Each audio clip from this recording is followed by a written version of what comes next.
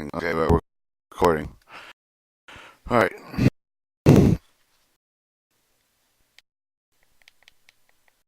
Non-residential course number 1998 in electricity electronic training series module 23 magnetic recording AVT TRA 14195 distribution statement approved for bulk load distribution is unlimited.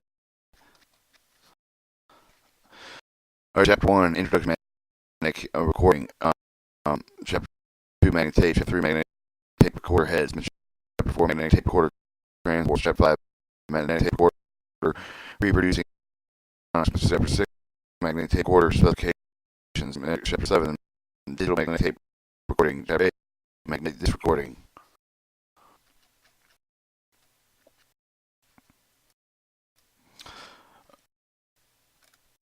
Through the steps of the course, the technical manuals associated with the equipment you will be working on, you will find that the loading location is some of the notations used of the safety hazards.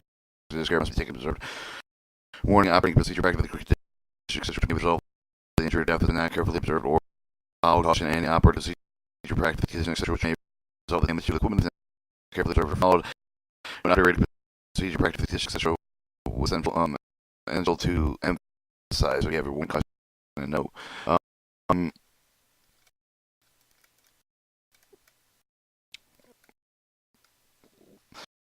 Chapter 1 Introduction Magnetic Recording. Learning the objective to say at the beginning of each of the review of the information except with the learning of the content of the check questions placed within the text are based on the objective by successfully those questions associated with the NRTC that you show that you have the objective met the objective of learning the information learning the objective of this chapter is listed below. After completing the chapter, you will be able to do the following: describe the history and purpose of the magnetic recording tape, magnetic recording tape, the prerequisites of the magnetic recordings. Chapter 3 describe magnetic recording head and how it's constructed and how it operates. Introduction. Have you ever worked on how a whole album of your favorite music has gotten to the little of the cassette tapes on what with the computer, or what about computer floppy disks? Have you wondered how they can hold 180 or more page the type to the answer? Both of these questions magnetic recording devices seldom goes get much attention until they fail to work. But without magnetic recording, your television show with video cassette recorder would be impossible. Portable tape players would exist, and you would be able to get your money from an automated bank teller with a machine at 2 o'clock in the morning. Now, what about the Navy could take the end of definitely know about it. Computer programs that which have been stored either the card of the rolls of the bowl to methodology the storage base that makes too large to load into and out of the computer. There wouldn't be more movies to show the music play, but on the ship's entertainment system when the shipment is at sea is out of range for the television radio reception. Intelligence collection mission would be impossible. So you could store the collected signal later analysis. As you can see, the magnetic recording play is very important both for the Navy life and the work at civilian life.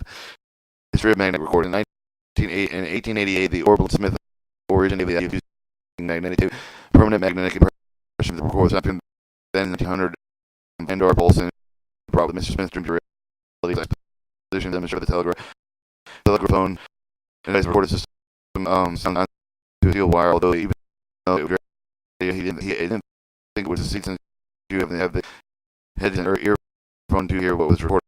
It was until 1925 that the electronic wires for developed the magnetic recording tape to receive the attention it deserved.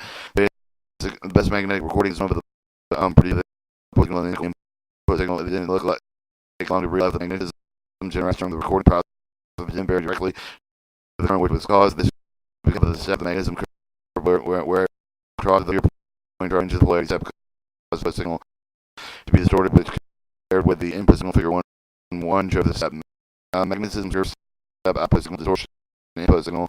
And the Mr. Pulse discovery of the problem, he discovered a DC bias.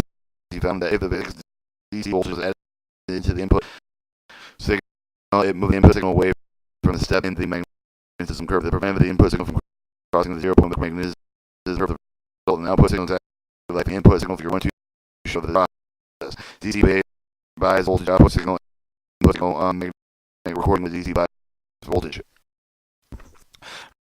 DC bias had it it's only as more the magnetism curve was straight enough to the output signal would compare with the natural hit on magnetic playback head. This kind of poor signal to noise ratio, which SNR we explain single noise ratio more detailed later. From the beginning, the U.S. Naval Research Laboratory with the Grays saw great potential for the magnetic recording, especially with an interest in even determined telegraphic signals at high speed. After the electronic amplifiers were identified in 1925, W.L. Carson and J.W. Carpenter of the Navy Research Laboratories made the next important magnetic recording discovery. They found that adding the AC bias voltage to the input signal instead of the fixed DC bias would reproduce a stronger output signal, greatly improve the signal noise ratio, greatly reduce the natural tape hit, which was some common with the DC bias. The most AC bias work with the frequency of the bias voltage that was above what could be heard, and a level of light for the original input signal of the wave, and both steps of the magnetism the result of the two unsorted outputs that could be conformed into one strong output. See figure 1.3. So the AC bias negative and positive, the magnetic recording with the AC bias voltage. 1935, all magnetic recording tape was on steel wire and figure. Then 1935, the German annual radio exposition of Berlin Ferris of the polymer demonstrated the magnophone. He used cellulose acetate tape coated with a soft iron power with the magnetophone, and the paper tapes were used in 1947 with the 3M company invented the first black base magnetic tape. In 1956, the IBM introduced the next major contribution to recording the hard disk drive of the disk. 24-inch solid metal platter stored in 4.4 gigabytes of information. Later in 1963, IBM reduced the plate size and introduced a 14-inch hard disk drive.